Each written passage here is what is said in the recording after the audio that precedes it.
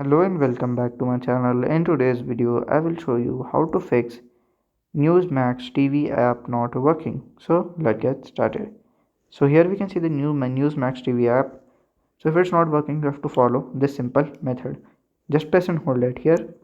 Then here you have to click on this I button. It will open the app info. So right here we can see the app.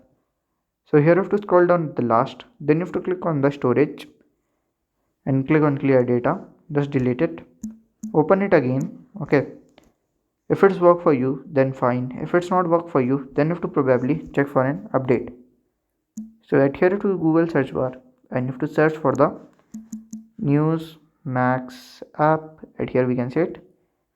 So from here you can download the latest version of the app and use it. So if you find this video helpful, make sure you like, subscribe and share the video. Thank you for watching.